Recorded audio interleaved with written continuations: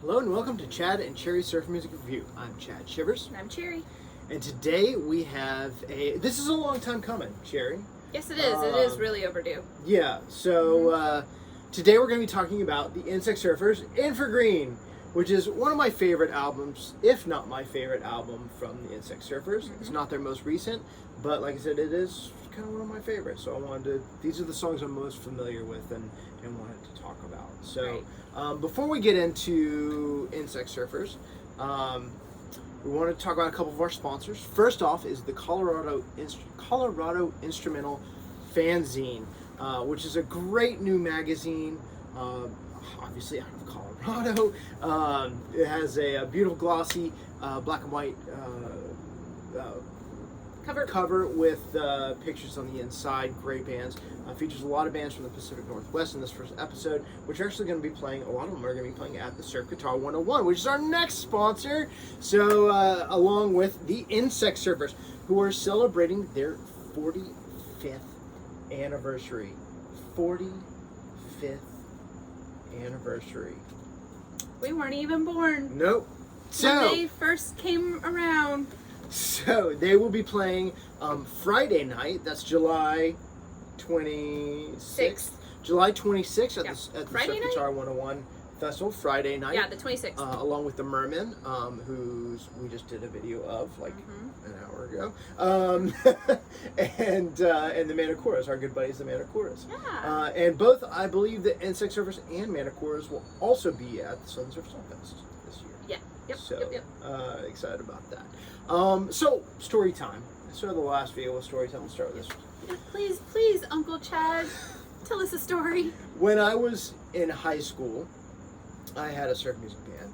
And, you know, this is like at the dawn of the internet. It wasn't really like a thing. You know, we would find music through friends and things like that. And High school? Yeah. So, like, Napster wasn't available yet? Maybe it might have been infancy. Yeah, maybe, but we weren't using. I don't think I had a computer at this juncture. Oh, okay, yeah. So we learned about music through our friends and compilations and things like that. Yes. So my drummer for my high school surf band, he had the Rhino Cowabunga surf box, and so I'm going to go a little long. It had 3 discs, basically like the first wave, the second wave, the third wave of surf bands. And for the modern stuff, it was really great. They had, I even think they had the Mermen on it and some other groups that, most of which I had known about. But there was this one track that was a standout. It started out with these bells, twinkly bells, and there was no rhyme or reason to it. And then this guitar chord progression came in, and it was sparse. There's a crack of a roll, and then just the most beautiful, but yet like it's a little drier of a song came on. That song was Polaris by the Insect Surfers.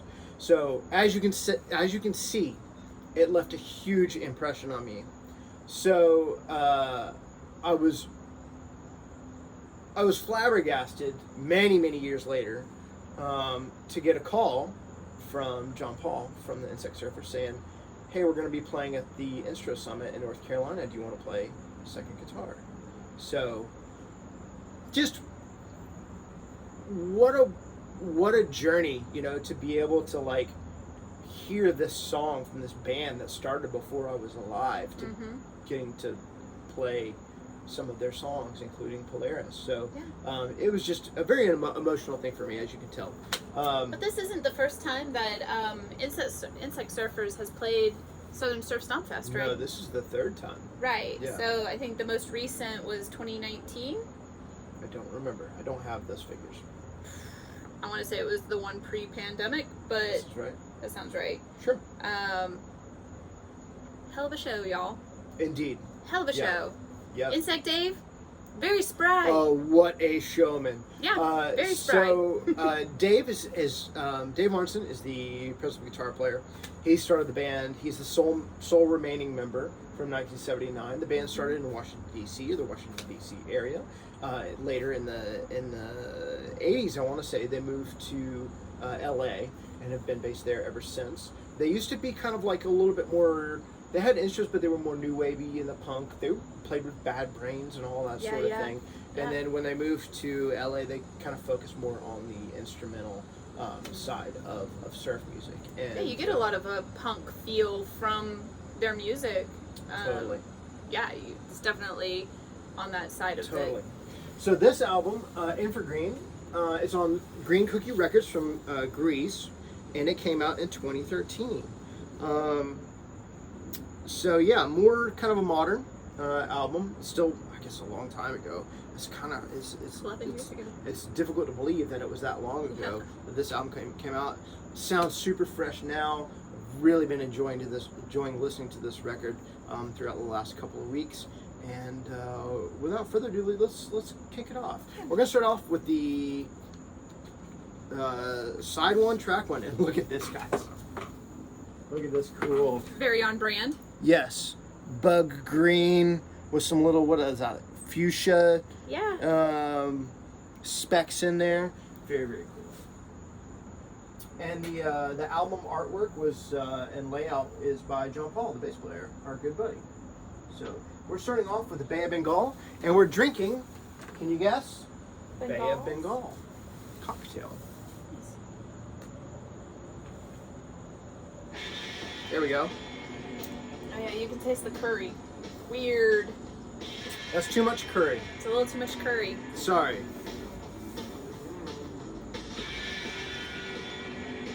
I will still drink it. Yeah.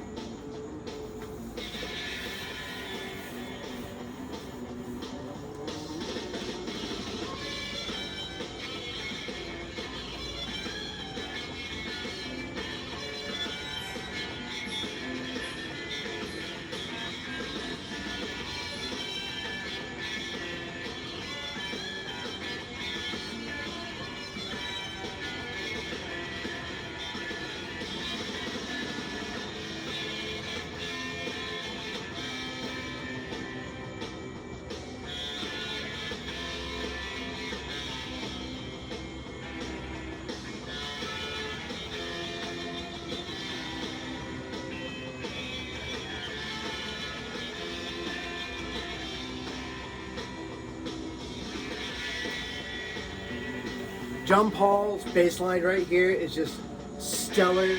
What a really cool and interesting way to start a record as well. Love He's the. not taking it easy on himself, that's for sure. Definitely not. I love the like singular guitar chords that come in. This solo right here, Michael Abraham's solo on this, insane. He's a monster guitar player. So is Dave. The whole band, really. So we got there's Michael Abraham on guitar, Dave Arnson on guitar, John Paul Ballack on bass, and then Jeff Utterback on the drums. Everybody at the top of their game on this album. Such a cool sound. Sorry, I think this solo. Listen to this one.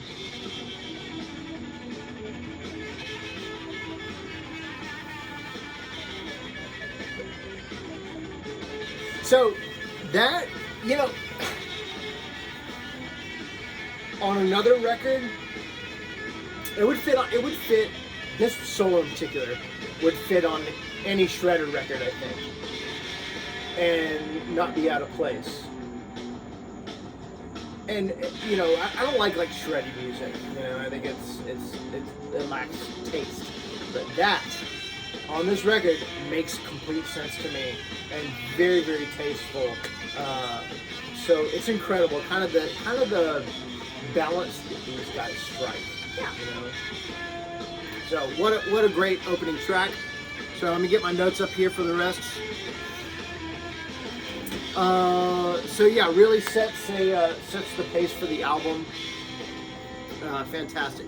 Next track is going to be Delmarva.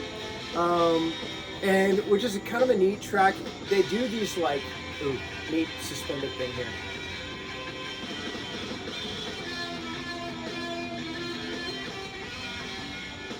Super cool. Next track is Delmarva, which is really interesting. The rhythm is very, it borrows from a lot of things that it doesn't sound like. it has like this blues kind of shuffle thing, and then this like kind of walking up thing, but it doesn't sound like your typical surf like kind of trope. So it's really neat that they borrow these elements from other things but make it their own and sound, you know, really, really different. There's a really great double picked lead solo from Dave on that one. After that, Space Park Drive, which is this kind of cool descending like chromatic thing that they got going on, very almost like a spy thing. Quickly changes to emotional ringing chords, and you get a little bit of noise on that song. It's kind of introduced, which comes back later in the record. So there's a little bit of noise, just like a lot like the Mermaid record that we talked about previously. And then up next is going to be Orion Canyon, which we're going to talk about. And I believe that's track 4. Yeah, track 4, if you will, for me, Cherry. Okay.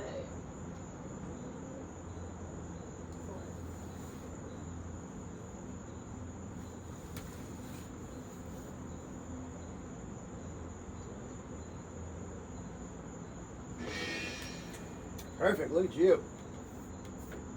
I'm just gonna go ahead and say it. This is not my favorite drink. Sorry. It's okay. I probably won't drink the rest of it. Okay, I'm sorry.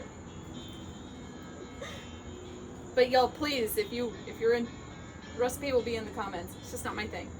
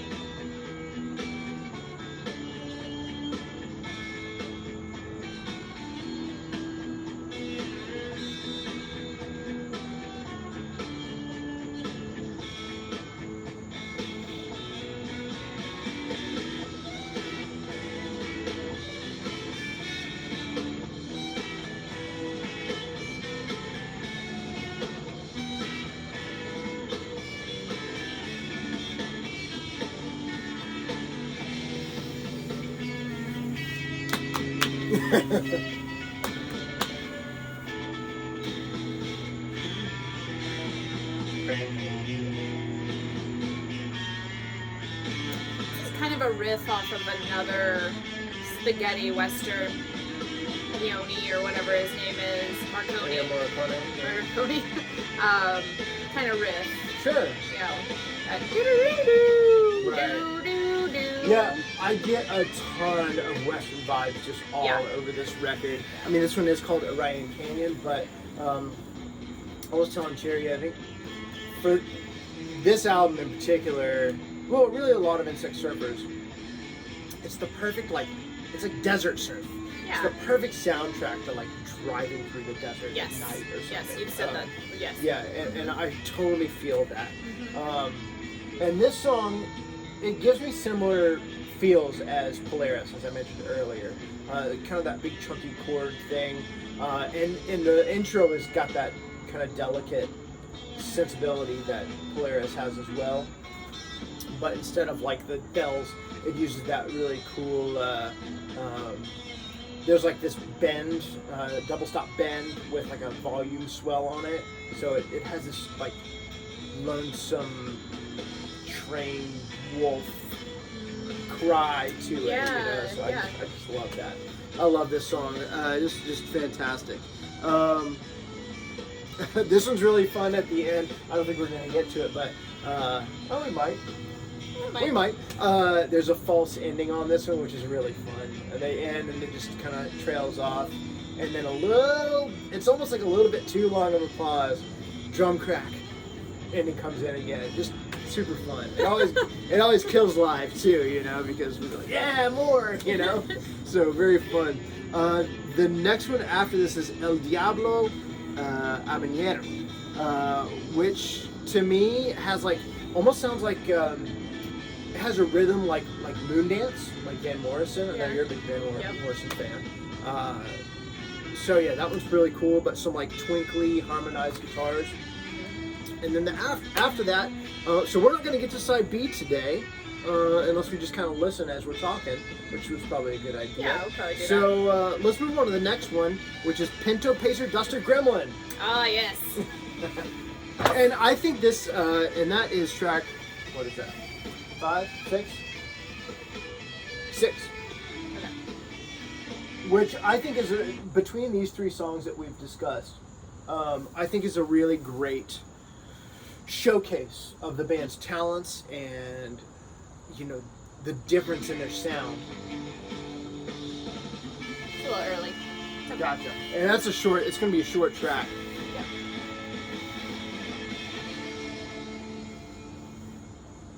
All right, Pinto Pacer Duster Gremlin. This is a fun one.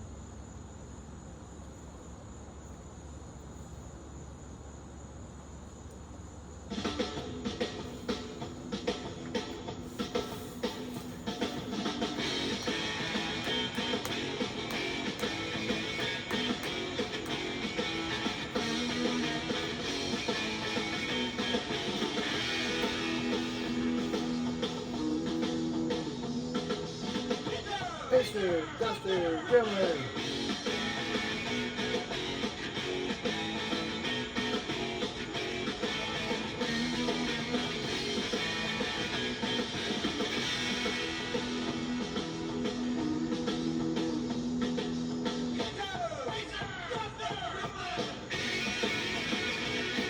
Every surf band should have a car song, right? So I think this was great considering what I know of Insect Dave being kind of on the eccentric side of things. That's a way to put it.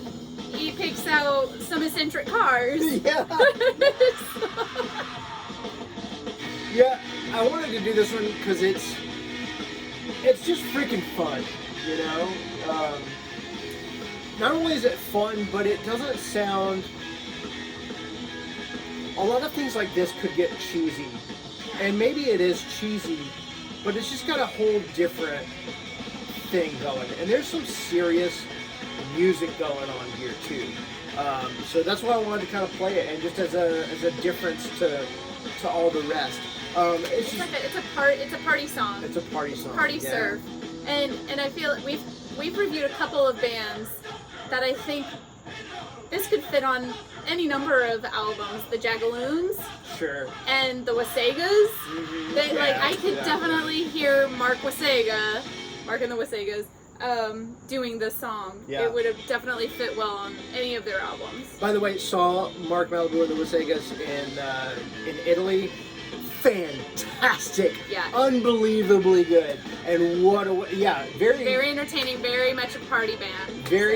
That's a very appropriate kind of idea, Justin. You're kind of tying in those two. Yeah. I would have never put the Wasegas and Insect Surfers together, but I mean, you make a great point. That song would fit so well on Yeah. Mark Malibu and the Wasegas. Yeah, that's true. So very, very cool. This one is Plankton Dance, which has, to me, almost like an 80s. Think Katrina and the Waves, Walking on Sunshine, kind of a swinging number, almost 80s kind of sound. And then let's talk about the B-side. So we have Sea Scorpion, which has a rhythm with a sense of urgency, and it has this like this really cool two-note figure oscillation. And it kind of changes around that. And there's these like cool harmonized hammer-on pull-off cascading kind of triplet figure things that are super neat. Really, really cool. There's some slide guitar with like some volume swells again. Really, really neat texture. All that in one song, just a lot. Yeah. Then Pineapple Skies, which is a really strong melody, reminiscent of Shadowy Man on a Shadowy Planet to me. Kind of has a similar sound. One of my favorite titles on the album, Crab Crusher, which has some chunky chords with a descending melody. It almost has this, like, at the end, it has like this 8-bit style video game. You know what I'm talking about. Yep. Kind of break in it, so super cool. And that you don't hear that anywhere else. And that's that's a lovely thing about the Insect Surfers. They'll give you like these little glimpses into other things that I don't know, only they can pull off, Right. you know? Yeah. And then finally, and this is really cool, I'm going to have to read the liner notes on this one, but Radar Road, which is, okay, it's like a 9-minute track. I don't know does it say how long it is on the back? 9:28. It's a 9.5-minute song, and it's really just like a riff on Peter Gunn to me. But Cherry Reed, who does the guest guitar spots on this. Oh, okay. Guest guitar, David Ors. Oh, hold on. That's right. Yeah. Yeah, David Arneson does. Okay. It tells by like what solo. Yeah. Fifth solo, fuzz guitar. Paul Johnson of the Bel Airs, Galaxies, and Packards. One of the founding fathers of surf music. First solo, Fernick? Ference. Ference? Okay. My buddy Ference, shout out to Ference. From Pollo de Mar and Which we Frankie saw- and the Pool Boys. Which we also saw, we missed Frankie and the Pool Boys, but we did see Pollo del Mar in Italy. Fantastic. I saw them SU 101 last year as well. Second solo, Jim Thomas of the Mermen. And Whoa, there's a tie-in! is it the Shit Tones? I don't know how to say that. Shy tones or shit tones or shit ones. I don't know how to say it. Third solo. We try to keep this PG-13, We y'all. do, yeah. Michael Abraham, fourth solo. Davey Allen. Davey Allen, king of the fuzz Making an guitar. appearance. Final fuzz outro theme. Adrian Anthony, he is on drums, and Dave Klein of the Multisonic Studio. I think that's just tracking. Never mind. Okay. Yeah, but Dave Klein is from Bombora's Ghastly Ones. He mastered the Frigidaires record as well, so no slouch, certainly. Right, yeah. Lots of surf music royalty on that track. Wow. So, and I don't know if did we show off the cover? Will you show off the cover here for me? The And you cool... know, this is gonna sound silly. Please. Again, yo, this is just kind of me on the periphery because I am not 100% like all in on a lot of these things. I thought this was a praying mantis until like right now. It's a seahorse. Seahorse. This is the leafy sea dragon or whatever Yeah. it's called. I literally thought this was. It's been on the listening to now or playing now thing on our turntable cabinet for weeks. Yeah. And if you would have asked me, Cherry, what does the cover look like? I would have been like, there's a praying mantis on the front. It is a seahorse. Well, it also kind of makes sense with insect surfers, and I know that there are some early, especially like early insect surfers records that have like a praying mantis on it. Yeah. And, My brain just overrode. Dave what has a was on coloring there. book, and I think a praying mantis is like on the cover, the coloring book. So we should pick that up as you want to. You should pick me up that. I'll pick it up for you. Yeah. So. I like coloring books. So pick up Infra. You will not be disappointed. It is a fantastic record from start to finish, featuring some surf music royalty. The Insect Surfers build themselves as the world's longest running modern surf band, which is true, from 1979 to now, without basically a break. Putting out records, fantastic records, ever since day one. Playing with everybody from Bad Brains to the Bel Airs, you know what I mean? Right? You know, everybody.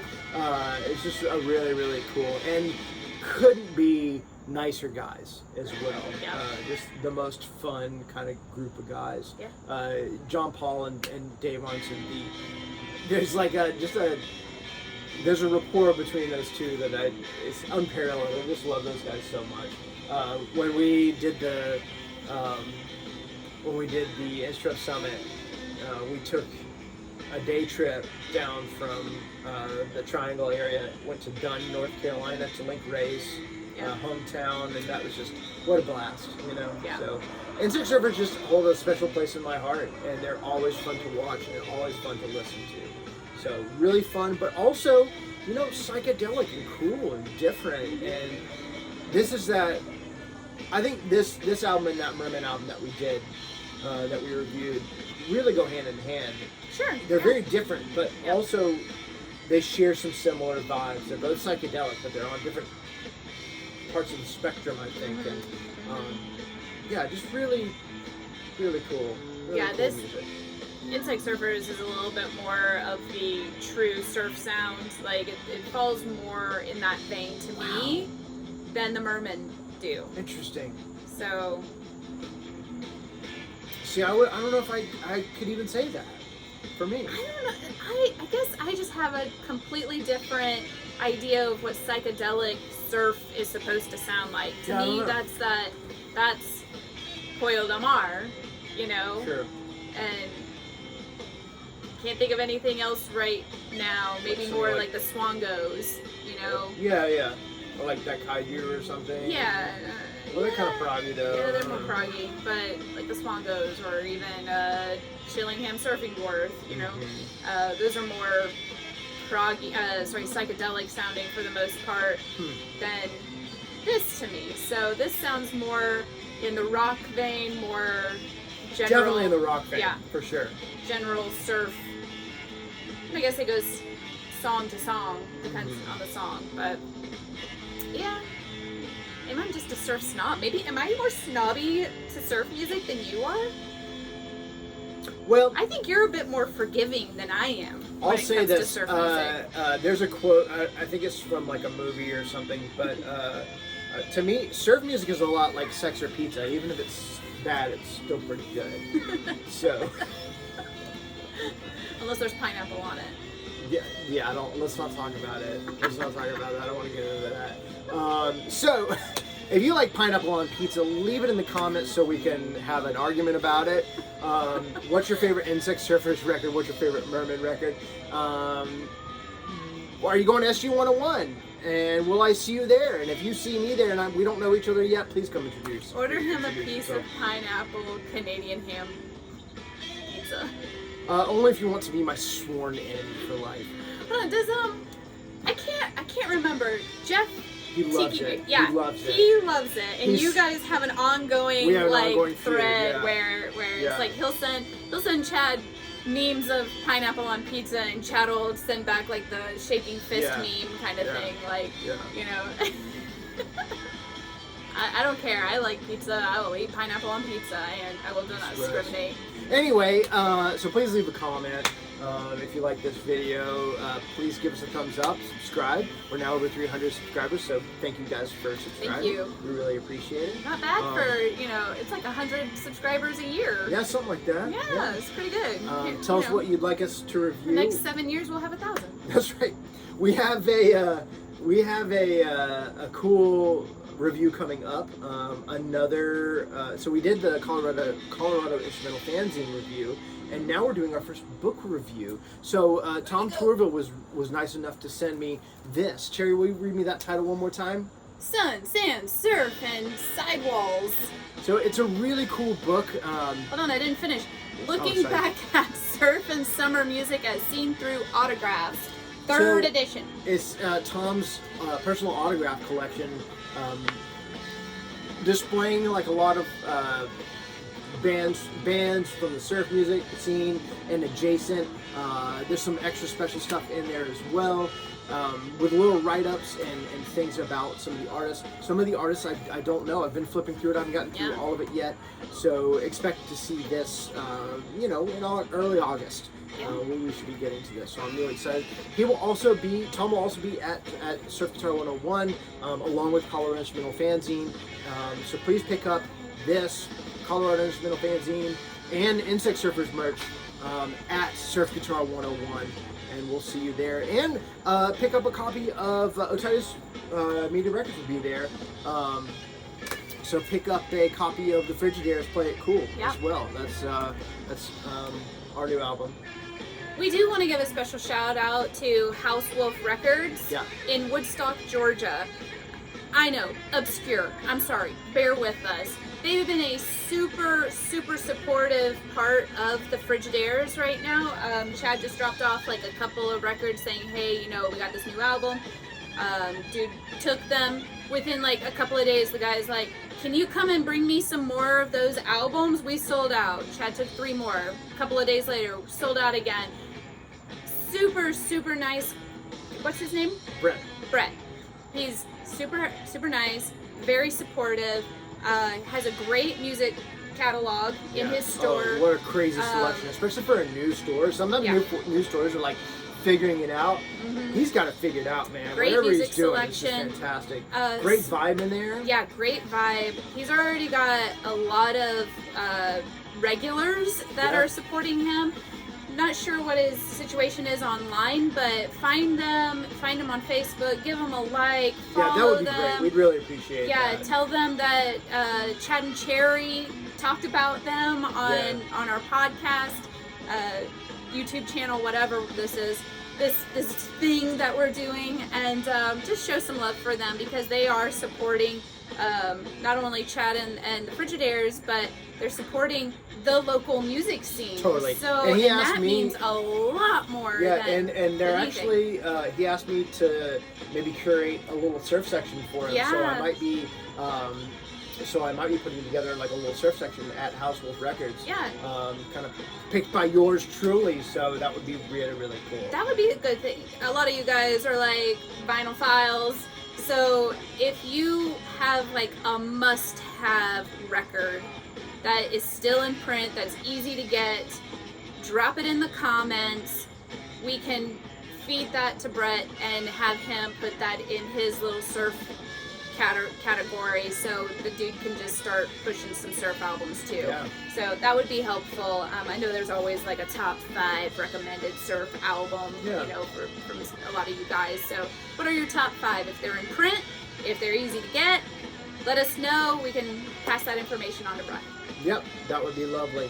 I'll see you guys at SG 101, we hope, and then after that, we hope to see you guys at the Southern Surf Stomp Fest. That's September 20... Stomp Fest? Yeah. 28th? 29th? It's that last Saturday of September. We'll be DJing. Yep. Chad and Cherry DJing. Yeah. And I said in the last video, it'll also be my last show with the Mystery Men.